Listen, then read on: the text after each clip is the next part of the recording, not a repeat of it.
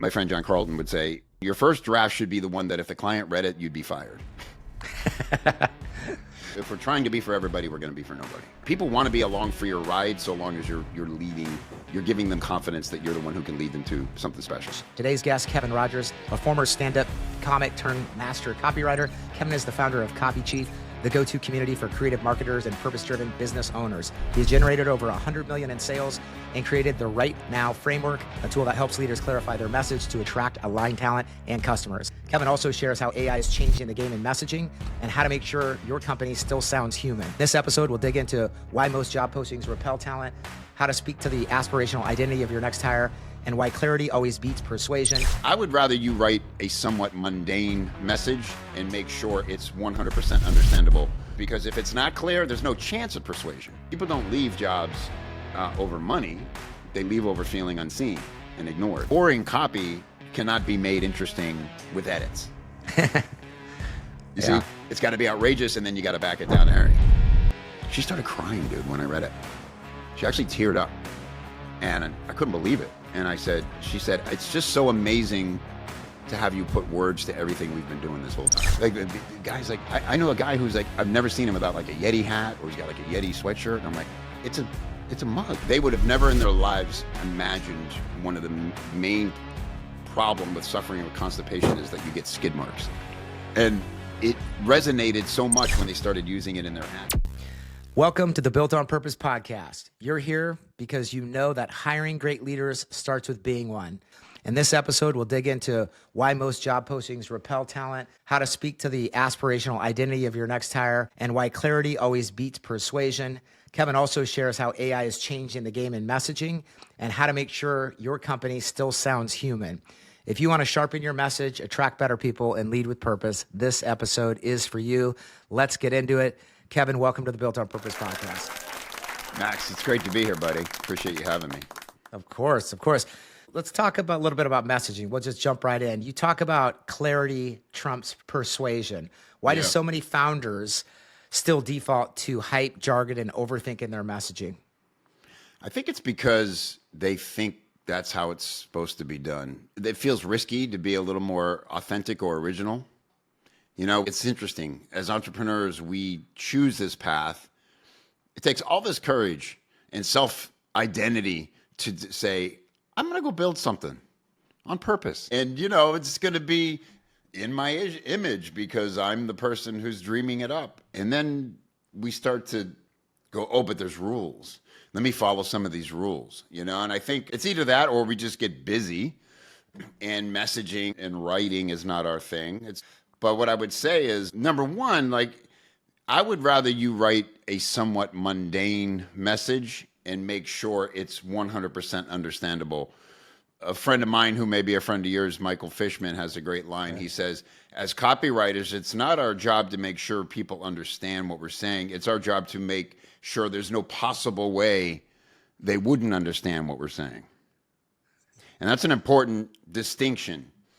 You know, clarity. So the reason I say that is because if it's not clear, there's no chance of persuasion, because now their brain is locked up. If you think about a video, like, you know, in our industry, we have what we call VSLs, video sales letters, right? It's often we're giving information instead of reading a long text.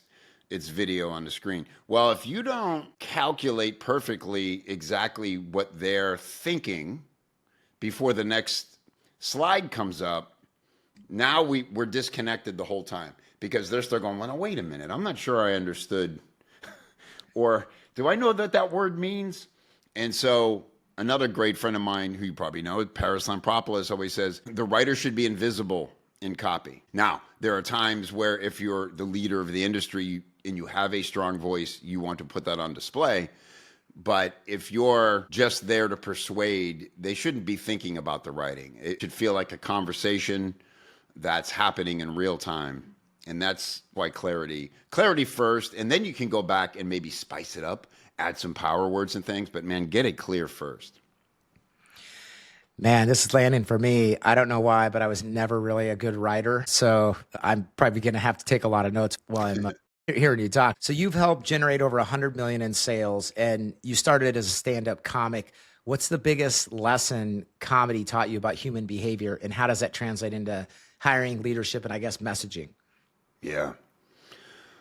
So many lessons. Probably the biggest and most surprising lesson I learned from stand-up is that a group of strangers can enter a room and they form a nucleus, right?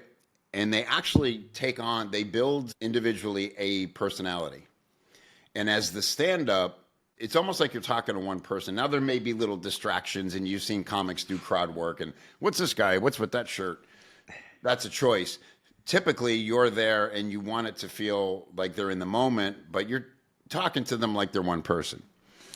And it's amazing that that happens. And sometimes as the comic, it's like, this is my new best friend. We are getting along so well. We're going to be friends for life. And you're just having the greatest conversation, having a great set.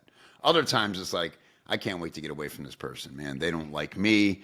We're not clicking. And then, you got to keep yammering at them for 30 minutes, so you can get paid. And what I came to learn is you do have some control over when there's not great chemistry between you and the audience. And there's two ways to do that. One is to break down the wall and just be real about it, because people react differently to something that's happening to both of them in the moment compared to something that's supposed to be happening that they both have an idea about. And two, if you're bold enough and hold steady, they will come to you and they will catch up to you, right? So as far as alignment for founders, in particular when they're putting out job postings or really looking for talent, it's like, again, be really clear about who you are, what's your mission, what you're out to build. People want to be along for your ride so long as you're giving them confidence that you're the one who can lead them to something special. Absolutely. How long did you do comedy? 10 years. And do you still do it on a regular basis? No. I was away for 12. I did it from 18 to like almost 30. And then I stopped for 12 years. And then a friend of mine who had gotten pretty famous asked me to come open for him at a theater here in my town of St. Pete, Florida. And first I said, no. You'll like this story, Max. I said no because, oh my God, I'm just so busy with my business and there's no way I could make time for that. I'd have to relearn the whole craft. And then it started bugging me that I said no. I'm like, what's the point of being an entrepreneur and having your own business if you can't do something cool like that? Go do 20 minutes of stand-up in front of 2,000 people in your hometown. So called him like a week later and I said, I'm in, dude. If you still want me, I'll do it. Yeah. That's my friend Billy. It's my impression.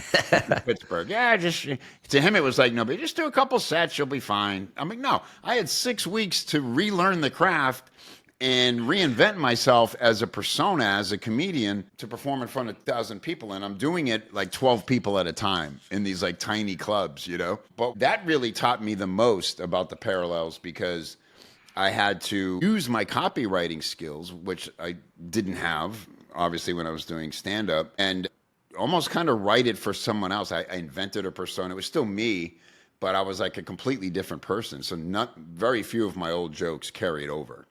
I wasn't like a Seinfeld guy where I'm writing like about universal topics. You ever notice like, well, how do you lose the sock in the dryer? That wasn't, mine was like, this happened to me and then that happened to me. And then, and so it was personal stories. But man, I tell you, when you dig deep on those things and you speak them and you have the opportunity like you do in stand-up to do it night after night and get a real-time reaction from people, there's few things more powerful than that. I would say to any business owner, if that's not your bag, you're maybe a little bit more technically business-minded or something, that's okay, but you started your business for a reason, and find somebody, and a copywriter is a good person to do this, to dig that out of you and get that together and written, the values you lead by and the missions and why you're doing all that you're doing. Because, man, that matters to people more than ever now with AI and everything being so manufactured. People really want to know who's the human behind all this. Yeah. How did the comedy stand? It went well. Okay. How did it go? Yeah. Yeah. I'll tell you something else cool. You may know. Do you know Todd Herman? Yeah. The great guy, like brilliant. He was Kobe Bryant's like mental coach, right? I mean, super high level. When I took on that challenge, after, of course, like an idiot, I go on Facebook and like, guess what I'm doing, everybody? Follow along as I, write a whole new set. And And now my friends like Paris buys a ticket and he's flying in for the show, and I'm starting to get scared. So I reach out to Todd and I said, hey man, I kind of need your advice. He's like, I tell him what's going on. He goes, Larry, what are you worried about? I go, well, it's kind of becoming like a second job and it's eating up a lot of my time. He goes, well, did you get buy-in from your family before you took it on? And I go, yeah, I actually did. He goes, then you're good. Next. I go, okay, well, I guess I'm scared to suck. Like I could go up there and bomb. It could happen. And he goes, oh, no. He goes, that doesn't matter. He goes, whatever happens on stage is what happened on stage. All that matters is what you say the next day. Isn't that brilliant? And, wow. I realize he's so right. He's like, if it doesn't go well, you get on camera and you go, well, the show happened. I wish it had gone differently, but here's what I learned. And the fact that I did it anyway is enough. If I go up and get big laughs and kill, awesome. That's kind of what's supposed to happen. If you don't, it's almost a greater opportunity to learn something and own something, and people will probably respect that more. And I was like, all right, pressure's off. It's a good way to look at it. So in thinking about messaging and how this might relate to, entrepreneurship and entrepreneurs, I think how do entrepreneurs clarify and get their messaging right? Because I think that's where, entrepreneurs are really good at coming up with ideas, but they're not really good at getting clarity on stuff. But what's the best process for them to get how they explain their culture and kind of, who they are? Like, what's that look like, that process to like figure out that messaging and get that clear? Yeah. Honestly, I think the best way is to, again, have somebody interview you about it and ask you really good questions. And it needs to be somebody that you're comfortable talking to. Like any good interviewer will make you feel like, why am I telling you all this? I didn't plan to say this today, They have that kind of energy. And all the interviewer needs is to be genuinely curious about people, right? And I think that's the best way is like just sit down with somebody and answer the questions honestly. Because if you sit there and try to write it, you're going to have a perception about how it's supposed to be written. And again, you're going to be looking for rules to follow that probably don't even apply. So I think that's the best way to get the message out. And then I was going to say, I hate to say it, but I don't hate to say it. It's the world we live in now. You take that to ChatGPT and you say to it, here's what I'm after. And it's not like, I want you to play the role of me and write the perfect mission. That isn't how to use AI, by the way, large language models. Just say to it, hey, here's what's up. How you doing today? Good. How are you? I'm doing good too. Just like you would like a human, like an assistant. That's how I talk to it, right? And it's like, hey, I got to write this mission statement, and I did this interview with somebody. Here's a transcript, and I'd love to just get your feedback. Tell me what you see in all this, and then let's start to hone the message. And like that's the beautiful thing about the human and sort of AI hybrid that we have now. It's like you get the real stuff with another human, but then you take it to the machine, and it really helps you piece it together in a beautiful way, Yeah, I mean, for me, I'm not a strong writer, and AI, I'm able to just get it all out, and then it just kind of helps put it in a formatting that makes sense. Right. You know what I mean? When I just ask it just to do that, it helps me a great deal. Talk about like the cost of misalignment, like not being able to clarify, be clear on your messaging, and be able to, describe who you are, what you're doing, why you're doing it. Like, what are the hidden costs of not aligning? That's a really good question because, to be honest with you, Max, like I avoided writing a mission statement for a long time just because I thought it was, I don't know, part of me thought it would seem obvious what we were trying to do here, and part of it felt too formal for me because I'm a cool guy, Mr. Former Comic, and I love rock and roll and I'm edgy. And I just thought, I'm not going to go through that. But then we installed EOS in our team for a while, and it's mandatory that you have your core value statement down. And I sat down and I did it. It was not only incredibly rewarding for me, the woman who had been on my team the longest, probably 5 years at that point, she's still with me, Mary. She started crying, dude, when I read it. She actually teared up, and I couldn't believe it. And she said, it's just so amazing to have you put words to everything we've been doing this whole time. And that's what you miss when you don't do it.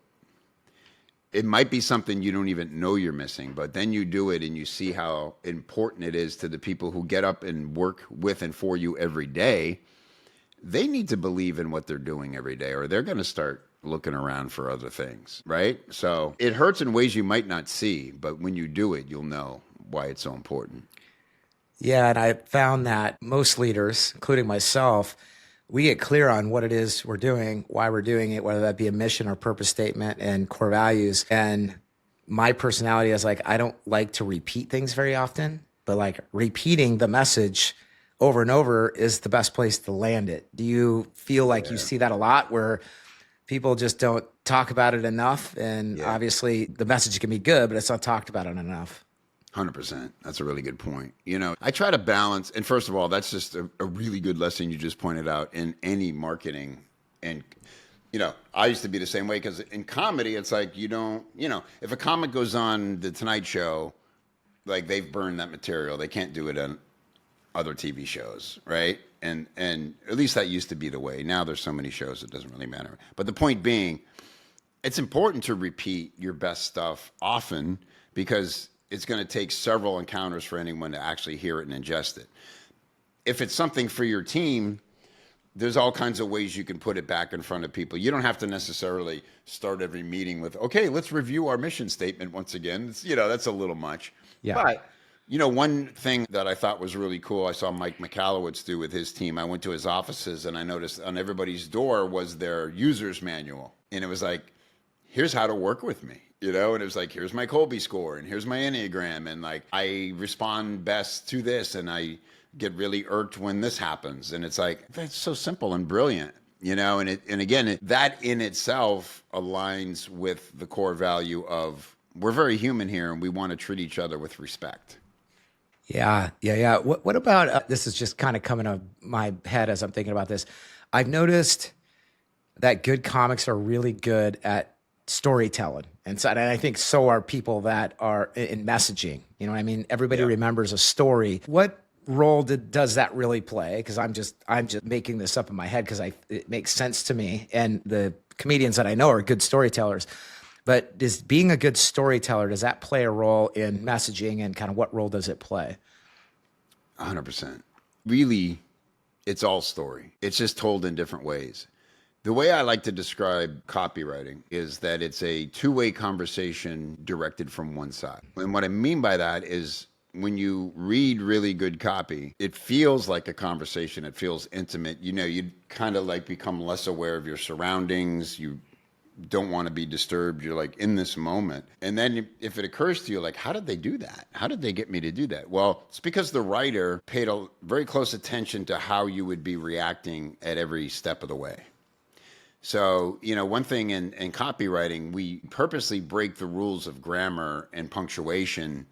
We'll write a short sentence and then there's ellipses and then there's a space and then we finish the sentence. You go, what is that? Two reasons. One is you want to have a lot of white space on the page so people don't just see a big scary block of text. But more importantly, that's how people talk. See, I just paused right there because I wanted people to go, yeah, that's right. That is how people talk, right? And so when we say write like you talk, really mean it. And that's how you direct a two-way conversation from one side, because the other person, if you nail it, you're almost like allowing them time to interject in their mind. And if you're challenging them on a thought, they might be a little angry right now. How dare he? He'll never make me think that. And it's like, challenge accepted. Let's talk about why I think you should think about it this way, right? I mean, you think about comedy. That's what comedy is really. Comedy is meeting somebody where they are and saying, I get it. Like, let's joke about that a little. And that's sort of the surface level joke. But, I was thinking the other day, what if it was actually like this? And now let me start to get really bizarre with how we're thinking about it.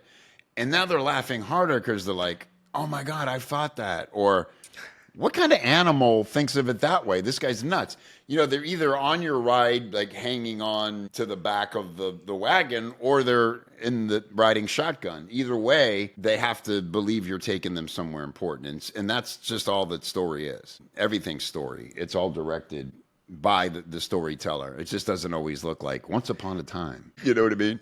Yeah, I mean, when I think about like the greatest comedians, one time I went to a Chappelle show, and my friend is his DJ, so I went backstage between shows, and I was introduced to him, and we were hanging out, but he had other people in his room, so I went to my buddy who's the DJ's room, and then he went out to play music, and then Chappelle came to our room, and me and my brother were sitting in there, and he went on to tell us a story, and every single time he told the story with such clarity, with such detail, that I believed it every time, and then it turned into a joke. And this was between his sets. Wow. And he smoked about 2 joints, and we had like 5 shots of tequila. I went home and passed out, and he went out and did another show.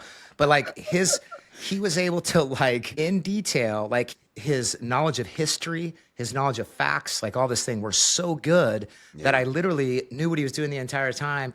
And what blew my mind is, like, this is what he spends his time doing between his 7:30 show and his 9:30 show or whatever it was. It was wild. So let's talk about the Right Now framework. I want to get into some more, maybe share some practical stuff. You built the Right Now to help people get clear fast. Break it down for us. Like, what is it? Like, how can founders and, any leaders nail down their positioning and, kind of help them in clarifying whatever it is they want to clarify, whether it be job descriptions, whether it be, any type of piece of content, anything. Yeah, totally. After 10 years, Max, of creating copy trainings, I finally created the one that I believe is the most important one I've created, because I realized the problem with copy when it doesn't work is that they haven't done the work before they get to the words. Like, for instance, you've mentioned a few times, I'm just not a great writer. I think if you followed a proper process, you would find writing really easy, and you'd probably be way better at it than you think. And so Right Now is an acronym, W.R.I.T.E, N.O.W. And the last W is words. So these are the 7 steps you need to go through before you can actually sit and write words. And when you do it this way, like I said, the words will just flow. So really quickly, the first W is wonder. And this feels simple, but it's important. Like, I'll just take it from the perspective of if a copywriter is entering a new market, a new niche, working with a new client, there's a really important moment there with wonder where it's like, I wonder what questions they have that aren't being answered. I'm talking about the prospects now. And you don't have the curse of knowledge yet, right? And so you get to go around and research this topic, and you take note of, like, they keep using this acronym and I don't know what that means. So, insider jargon, all the things we let slip into our conversations when we're talking about our stuff because we have the curse of knowledge. So it's really important to say, I wonder what they're actually scared about or what problem they're actually trying to solve rather than the one that they're being told that they need to solve. And I wonder what they're encountering when they go look to try to solve it. And then R is research, which is simply the most important part of writing any messaging, really, really understanding the full landscape. And this is where it's the copywriter's job to now gain the curse of knowledge. You want to learn everything you can as fast as you can about the product, about the company, about the competition, about the demographics, all of that sort of technical stuff. And then I is ideate, because ideas are gold, particularly in messaging. So now we've done this research and we have all these facts in front of it. It's like, how can I connect these things together? Like, all the great ideas, Max, is like 2 things that shouldn't go together coming together and making sense. That's really what an idea is. I mean, the Reese's peanut butter cup. It seems so obvious now that chocolate and peanut butter would be delicious together. But they had that great attitude. You got your chocolate and my peanut butter. Like, it's a problem. And then tell me, oh my God, it's delicious. Right. That's all an idea is. But we need time to start looking and connecting those dots. T is teach. And again, I would say that all messaging is teaching. We're always teaching. If people are giving us their attention, it's because they think there's something worth learning, right?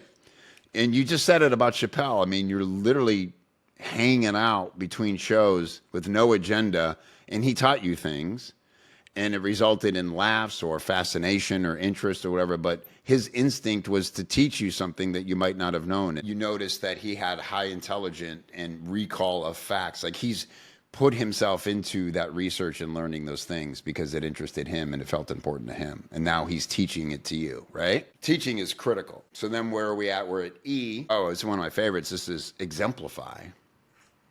And essentially what this is demonstration. If we go back to the oldest form of sales, as presentation, it's like the boardwalk pitchmen in Atlantic City on the boardwalk. They'd be out there and they'd have where they're selling steak knives or something, and they gather around everybody and they put on a big show with the knives, and you're like, that's the most unbelievable knife I've ever seen. And that's what became infomercials and Billy Mays and all those great, it's like, how about the guy now who's got the tape and he built a whole boat out of the tape? And he's out in the lake in the damn boat he built out of, and you're like, that's got to be some good ass tape, Yeah. It's demonstration. So that's exemplify. And that's all you really need to get your messaging. And now from a sales perspective, N is negotiate, because when we're talking about sales now, we have to do some price anchoring and say, hey, yes, it's expensive, and here's why it's worth it. It's actually going to save you money compared to these other options, right? And here's the cost of living life, continuing to live life without solving this problem, that sort of stuff. And then always just organize, taking everything you've done, putting it in a framework. We talk about funnels in marketing. So top of funnel, middle of funnel, bottom of funnel. What kind of ads are going to show up there? The real money's made on the back end of the upsells and all that stuff. So you just organize all this together. And then, as I said, the second W is right. And now, if you do all that work and it's time to sit down and actually start putting words to all that you've done, they just fly out of you. It's like my friend John Carlton says, it's like you feel like a hungry tiger stalking the desk. Like your keyboard is a piece of meat and you can't wait to get at it. And you're like, ah. So that's the right now formula. And you can see if you used it not even to write your messages, but to think about your mission statement or how you align with people and what is it they need to know that's going to make them feel like, oh my God, this is the company I've been looking for. I would love to work with a company with this kind of culture and on this kind of mission. It's a real great way to get clear on all that. Yeah, 100%. When somebody gets clear, let's say on messaging about what type of company they are, what percentage of people should be repelled from it? Where they're like, oh, that's not me. I mean, is it am I on the right track and thinking if you're good at clarifying, it should be as specific as possible. Yes. That's actually real. So the people that it shouldn't apply to are like, oh, well, that's not for me. And the people that it does apply to, it attracts them. Is that the right thinking? 100%. That's an excellent point. Excellent point. Yes, because, if we're trying to be for everybody, we're going to be for nobody, right? It's just a true cliche.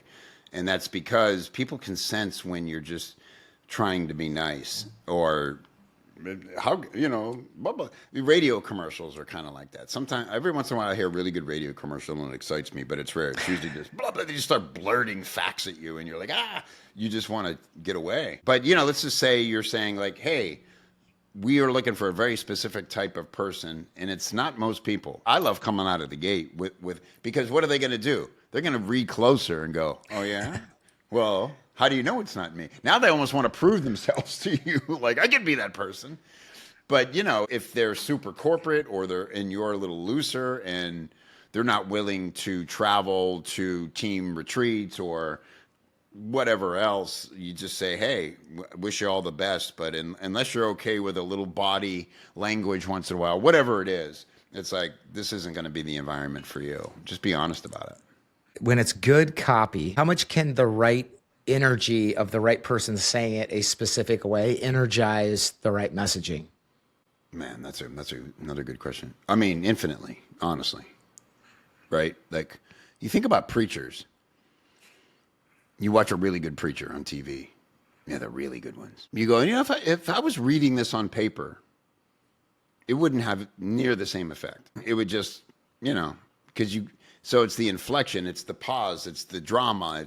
You can see them spitting and getting angry and pausing and having to get a hold of themselves because they're feeling it so hard, or So I think that's a great question, and the answer is I don't even think you can measure the impact. You technically could. Okay, let's hire 5 spokespeople, but again, it's how are you going to stand out if you're hiring someone who looks like they should be talking on a camera to say things that they think people want to hear? That's about the most ignorable thing you can create. Yeah. Well, I always see it from my side where I have people that will give me ideas, and even my marketing leader will give me ideas. And I think in my head, like, I got to deliver it the right way. At some point, they're like, listen, these are great on paper. It's just the way you're actually saying it that sucks. So it's that I always have to be the one that like delivers it, because I get really good stuff like written for me a lot of times. So I think about that. And to your point, I go to a church where the pastor is honestly probably one of the best presenters I've ever met. Like, he meets everybody. He's always cracking jokes. Like, this guy could lead any business. He just happens to be, to your point, a pastor that is really good with his messaging. All right, let's jump into some AI stuff. I was actually really looking forward to jumping in this, because I think most people, when they think about copy, I think they think about how AI is obviously able to generate copy with the right instructions, but AI obviously is coming for like template level writing, but like, what's the real opportunity for founders who don't want to sound like ChatGPT, like wrote their mission statements or wrote, the stuff that they're pushing out? Yeah. Well, the deep answer, and I hope every founder has a moment like this with an AI tool that they like. And I recommend starting with something personal. Like, for instance, ask for its advice on something private and personal that you don't know. I don't know if I'd bother a friend with this, but I'm trying to think of an example. Or even something practical like, hey, I think it's time to get a new car. And I'm not even sure why I want a new car. Let's talk about, like, what does it say about me that I think I need a new car? I mean, it seems stupid, but what it will do is show you the kind of conversations you can have with something like ChatGPT. And those are what create the moments you're like, wow, I feel like I just had a deep conversation with, that took me places I was not expecting to go, And when you understand that it has that ability, and by the way, it defaults to trying to be your best friend. You have to tell it and train it. It's like, quit kissing my butt. I want you to challenge me. I'm trying to, and it will kind of do that. But when you realize that it's an ongoing conversation and you'll reach peaks and valleys with it, when you sit down with it to try to write your messaging, it's important to take that same approach. And I think it only really works well when you start with giving it something. Hey, here's our mission statement. Hey, here's 10 things our customers said that they love about doing business with us. And then say to it, instead of saying, hey, now write copy for me, say, what else do you need to know about me and my company for you to be able to produce great content for me? Ask it to do the thing you might not be thinking it needs done. Because again, it will just want to appease you and go, all right, here's a first draft of an email. And now here's the thing. If you're not a copywriter, it's going to look really good. You're going to be saying, I couldn't write better than this. And that's okay. But that's why I would politely say, let a professional do that important work. Because, there's these things, I nickname them universal patterns, that no matter how well you're prompting your tool, it sort of uses the same framework and pattern to write and to deliver messaging. And for people that are paying attention, it's really obvious. And so what might feel fresh and like, wow, this thing really gets me, might look really hackneyed to the most important segment of your audience. You need to, one, push it to not do those things. Two, have other people look at it and say, does this look like, ChatGPT wrote it? And then go back and forth. And this is the part where people say they'll do this and then they end up not. Really try to edit, change some of the words. I'll tell you one of the biggest problems and one of the easiest tells that people are using ChatGPT is everything's perfect. It writes perfectly. And, I did a pretty good job of getting it to understand my voice. And it doesn't write like in proper grammar. It'll write fragmented sentences and things like I do. But it never kind of messes up. And I wrote a thing that I sent out to my list today about the importance of slop. I don't know if you're a music fan, but I just heard this. I was listening to Led Zeppelin's Physical Graffiti, and there's a song on there. And at the beginning, you hear the engineers say, all right, we're going to row, Jimmy. This is take one. And there's a plane going overhead, and you can hear it very clearly on the recording. And the engineer says, oh, we need to get the plane out of there. And Jimmy goes, nah, leave it, yeah? And there's such a little moment, but I go, Paige understood, no, that might be the coolest part of the song. And we'll never get it again because it's happening right now. So just leave it. And if it's a problem, we'll re-record it. But it's that instinct that's a human moment that real artists chase. And so you want imperfection, you want less than perfect. I know people who now are like purposely putting in typos and doing different things. So if they're thinking it was written by GPT, they'll go, well, GPT would have never had a typo. So I guess they must have actually wrote this. It's dumb that we're having to like write poorly to look like we're not using the tool, even if we're not. It's a strange moment to be a writer for that reason. Yeah, dumb it down. Yeah, so how well does ChatGPT or any other tool to get your writing style down? I've taken just a sample of my writing style and asked it to, like, in detail, describe my writing style, and then asked it to put it in that writing style. And it seems to do okay with that. But like, are there better ways, practical ways to get it besides telling it to put some errors in it? Obviously that's definitely going to help, but to get it where it sounds more like your natural writing style. Yeah, I think it's just an ongoing process. So what I would do is I gave it, by the way, every business should have a brand voice guide. There's a guy, the best in the world who does them, a guy named Justin Blackman. And it's a very one-on-one, it's a deep process. But at the end of it, he'll hand you this sort of like missive about why you write the way you do, why people respond to it. This is how you write. This is how your team writes if they're sending out. And so I gave it that.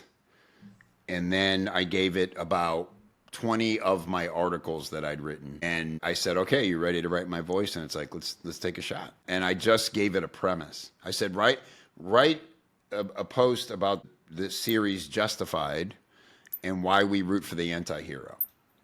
And I got to tell you, it was good. I was like, wow.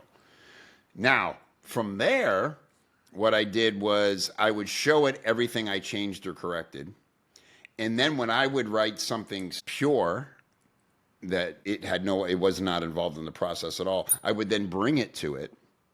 And I wouldn't say, please analyze this, or I would just literally paste it in and sit back. And it would say, wow, man, this is pure Kev. Like, this is so good. And then I'm like, it's supposed to kiss my butt. But then what it started doing was pointing out specific lines that were my favorite lines in the thing, the ones I'd worked hardest at getting right. Like the adjective had to be perfect or something. And I'm like, oh man, it really does get me. Like, it doesn't know that I worked extra hard on those lines, So if you just do that, like let it write, you write, and decide how do you want it to go down. Do you want it to write a first draft and you'll edit from there? Do you want to write a sloppy first? I've even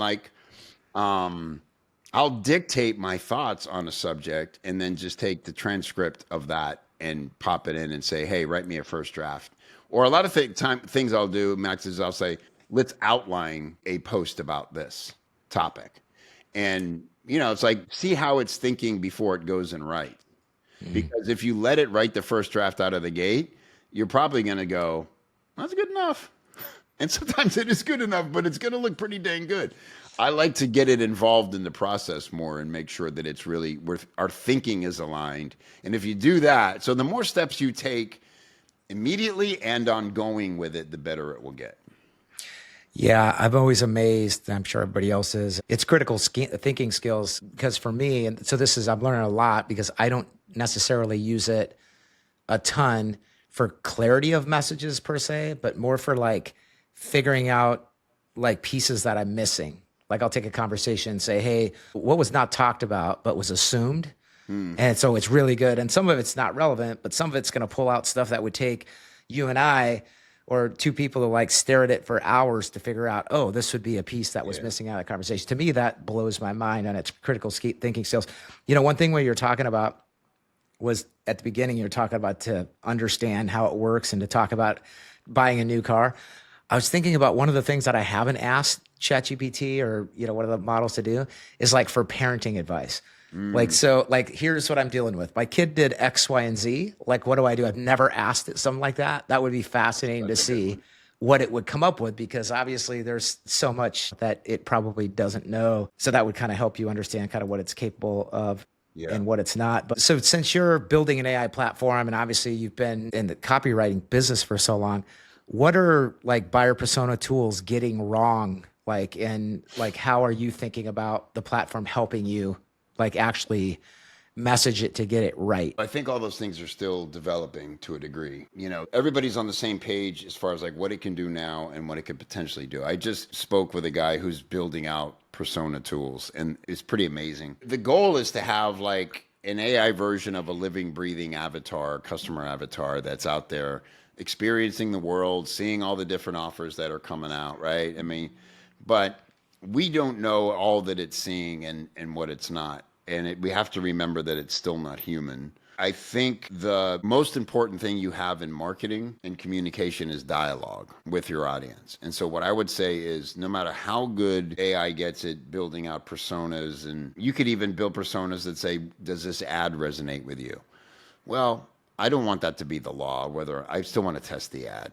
Right. But I'll tell you, if I'm sure this comes up a lot and we all nod and go, yeah, that's really important. Actually talking to our customers or somebody on our team actually saying, hey, can I just call you Tuesday and can we spend 20 minutes? I just want to thank you for being a customer and really ask you some important questions. I'm not trying to sell you anything. Get that recording, and then you focus on like what made the problem we solved for you become so important. What other things did you try? All the things that AI can sort of make up based on the most likely scenario, but a real human's going to tell you things you never expected to hear. I'll tell you one, I just saw a great presentation at Paris's Mastermind from a really high-level marketing company, and they talked about the importance of talking to their customers. They were selling a supplement that helps with constipation, and I hope this isn't, if somebody's eating, I apologize, but it's relevant. I'm not being gross, but they would have never in their lives imagined one of the main problem with suffering with constipation is that you get skid marks. And it resonated so much when they started using it in their ads because people are like, wow, they really get it. They understand. Like nobody talks about that, but that's a big problem. And they just were like, if we hadn't heard that from like 3 or 4 different people we talked to and got them comfortable enough to share that with us, and I think they saw people were joking about it on Reddit, too. And so those are the kind of moments you have to have real people telling you real things in a way, in an environment where they feel comfortable, either on Reddit because they're anonymous or that they really believe that you wanted to help them. That's what the personas are getting wrong. You got to remember, AI is only going off existing data. They don't have experiences. They aren't having conversations with real people. Like that's the thing, the slop of actual life is where the magic comes out. So it's kind of skipping ahead a little bit. I think I read somewhere, you said most sales copy is like manipulative garbage. What is the ethical line in persuasive messaging? And how should founders think about like manipulation versus like resonance? That's a good question. Well, it comes down to intent. Really, right? I mean, if you don't care and you're really only thinking about the bottom line and I'm going to get away with whatever I can to be in compliance and sell as much as possible, well, that's your intent. And so I could preach to you all day about how to be more resonant and it wouldn't land. If you do care, I would say think about the big picture and the long-term value of a customer. What's that LTV? Are you just trying to get a one-time transaction from as many people as possible? If you're an e-com, then maybe that is it. But do you want them to say they belong to you because they love what you do so much that they would choose it over another company or a competitor because you stand for what they stand for? Or they'll proudly wear your logo on their shirt. Why are people so in love with Yeti? Isn't it weird? It is weird. I know a guy who's like, I've never seen him without like a Yeti hat or he's got like a Yeti sweatshirt. And I'm like, it's a mug. Like, why are you so in love? But something about it makes him feel like this is my identity. Why Nike over Adidas? Why, And so again, it comes down to what do you stand for? What do you care about? And how do you express that? Yeah, as this relates to, and I know I said we'd kind of talk in and out of this, but as this relates to job descriptions, because I see like in the hiring world, AI's been pretty handy. I mean, if you know how to use it for specific things, obviously it can't make decisions for you and there's human interaction, it's not going to replace.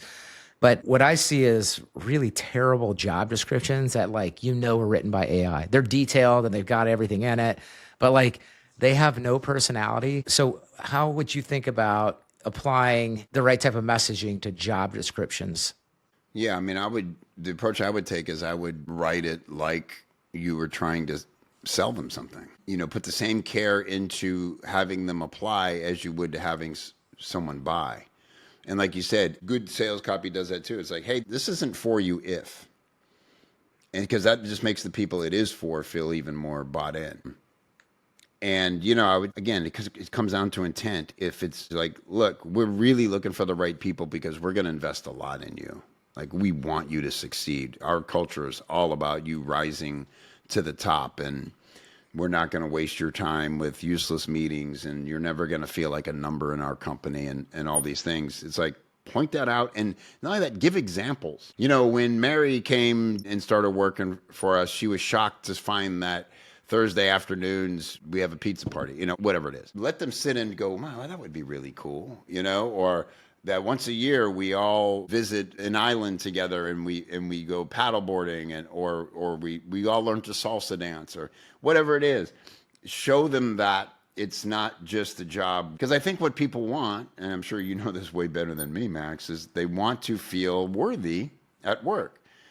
I read once, and it certainly felt true, people don't leave jobs over money. They leave over feeling unseen and ignored more than money. They will leave for money, but it'll be a harder decision if they feel seen at their current job because now they're risking going somewhere else and being a number, right?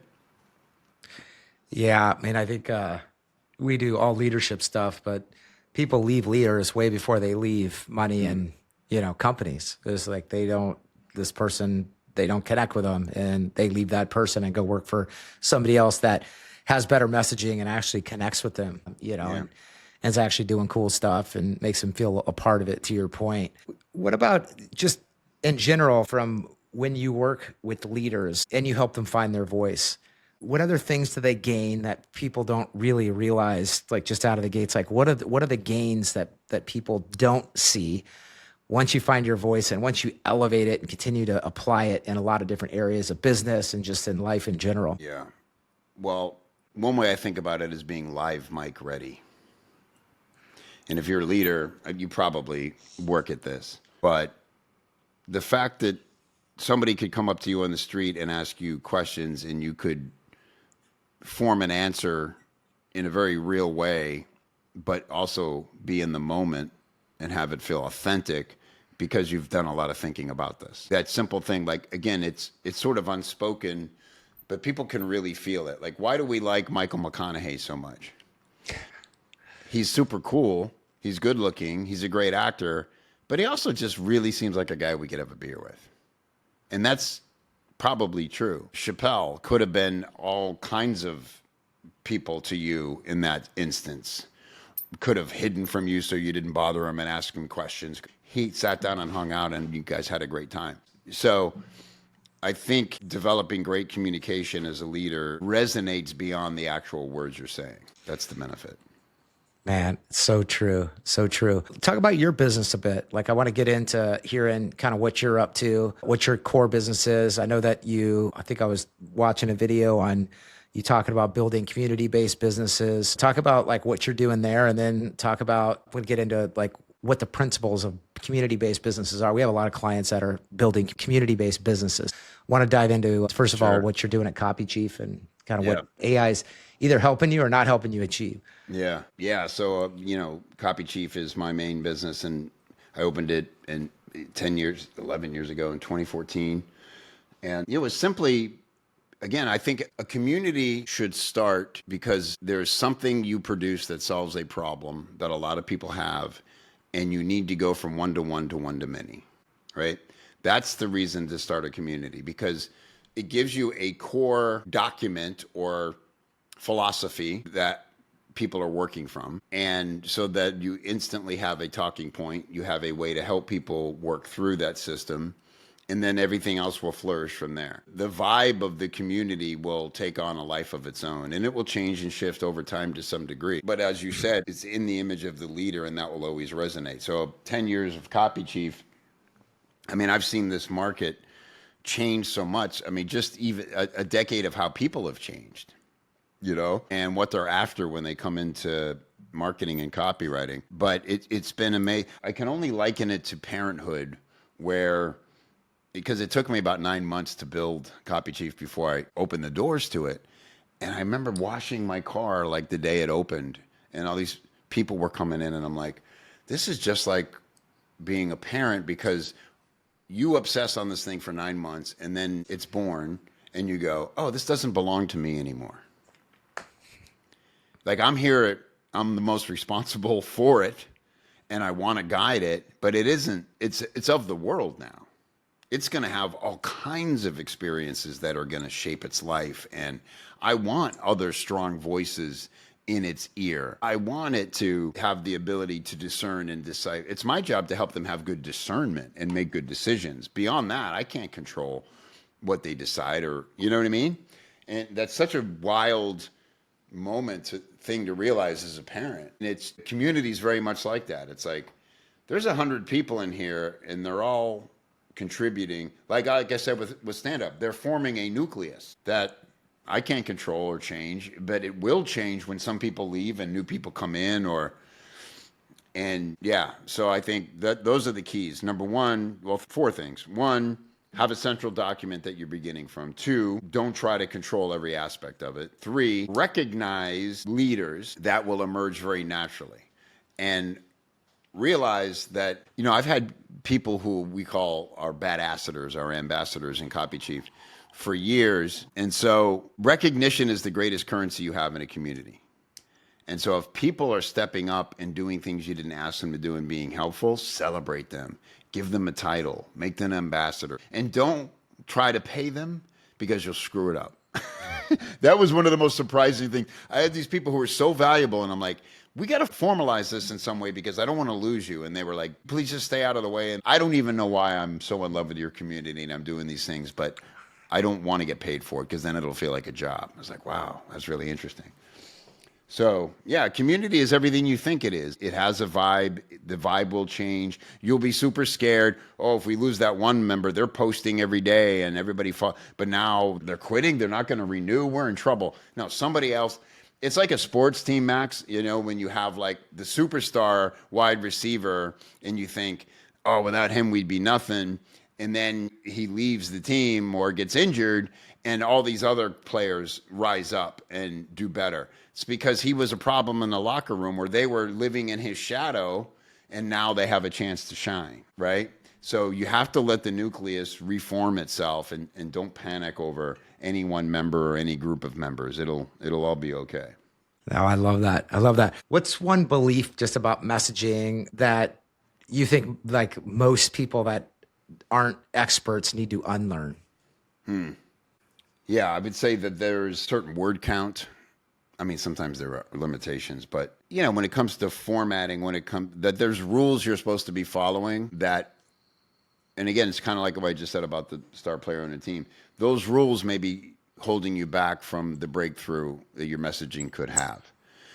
So I would say when you sit down to write your messaging, make it as sloppy and crazy as possible, because you need to unlearn trying to make it look like you think it's supposed to look, to be clear. If you write what we call the outrageous version of, let's just say, a sales letter, right? My friend John Carlton would say, write the version, your first draft should be the one that if the client read it, you'd be fired. No, you don't hand that into them. But the point is, you can take things out and it'll still be dynamic because it was outrageous to begin with. Boring copy cannot be made interesting with edits. You see, it's got to be outrageous, and then you got to back it down. It's like when Lady Gaga is performing for her fans, she's like, but then she can show up in an interview and decide she's going to like look prissy that day, and she pulls that off. It's because she has the gravitas of being an outrageous performer. She brings that energy to even a formal setting, and it just makes her cooler. You know what I mean? Yeah, I had a close buddy, very successful actually, owns a big company that's a worldwide company. He told me it was like marriage advice, dating advice. And I think about it all the time. He told me this a while ago, actually, but he's brought it up a couple of times. He said, you can do anything with women or wives except bore them. So that you can do anything except bore them. To your point, it's like, there's got to be something. I mean, you could be crazy. You could be like, but as soon as you're boring, it's over. I kind of think that that holds true for a lot of things. But to your point, you got to have it has to have some pop to start. Yeah. It can't be boring. If it's boring, you can't all of a sudden not make it not boring. It's got to start with There's no some second sort of chance. It's like, I know I was super boring the other night, but Exactly. trust me, Saturday's going to be different. Yeah, it gives me hope. I'm like, God, yeah, I am kind of crazy, but maybe the craziness is kind of what, why my wife sticks with me. Well, it's also you have to own it. I think that's the other thing. Yeah. People say, oh, I could never wear hats, like a fedora or something. I'm like, yeah, you can. You just have to wear the hat around the house for 3 days before you go out in it. Because you have to just own the hat. The reason people think they can't wear hats is because they're like, I'm wearing a hat, I'm wearing a hat, I'm wearing a hat. They're acting weird in the hat. You have to own your thing. You have to commit to it, Yeah. What about just as an entrepreneur? So you're obviously you run Copy Chief, that's your thing. What about just as an entrepreneur? Like, what advice do you have based on your own experience about entrepreneurship, running a business? Like, what has helped you stay successful and kind of stay sharp as an entrepreneur? It's network. And when I say network, I don't necessarily mean like some strategy where I'm going to add 4 people to my Rolodex this week. But the thing, whenever I feel lost or scared or confused about what to do next, if I just start booking calls with my friends, I am quickly reminded, of course I know what I'm doing. And I have all these smart people around me, and they're willing to share openly. And if I can't find the answer for how to solve this or what to do next through my network, then maybe I am in trouble. But that's when I appreciate my network more than any other time, is when I need some juice, I need some inspiration, and all I have to do is have a really fun conversation with them, and the answers just come naturally. Yeah, on those lines, I always find being in YPO and I was at EO before that, you always kind of feel like your own issues or challenges, your business is kind of messy. But then when you start talking to other people, everybody's got their own mess, a version of it. Yeah. You know what I mean? Nobody's got it all tidied up and everything's going good. I mean, on occasion, maybe people get there, but for me, it's almost gives me confidence when I see other messes that I know, like, hey, it's a little messy. We're going to clean this right up. So I think that comes up. But it's normal. Yeah. I want to be respectful of your time, so I'll start wrapping up. Anything else that I'll give you kind of the last word. Anything else that just kind of comes to mind just based on our conversation, based on all the work that you're doing? It could be about messaging. It could be about business. It could be about anything. Like, what's the last, kind of thing you would want to share with the audience? I guess what comes to mind is that don't forget to fuel your own tank. It's easy when we get really wrapped up in the business to forget what gets us excited. And it may be something new. You know what I love, Max, is I love being new at something. Like, my newest thing is dancing. I'm trying to learn how to dance. It's very frustrating, but seeing progress. But the coolest part about being new at something, I've done this with guitar, I've done this with martial arts.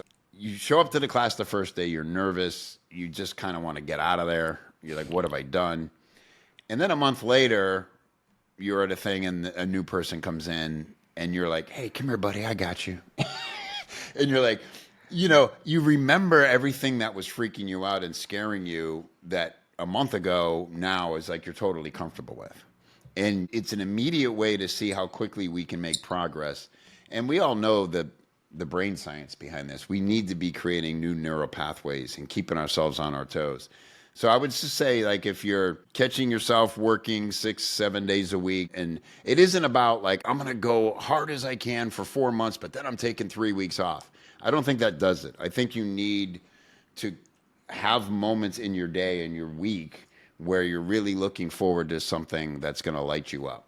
And so I hate to give the work-life balance answer, but it is critical and it's very hard to achieve at certain times in your business. And, it'll give you a lot more empathy for people who are new coming into your business and your world, and it'll give you a lot more interesting stuff to talk about and share.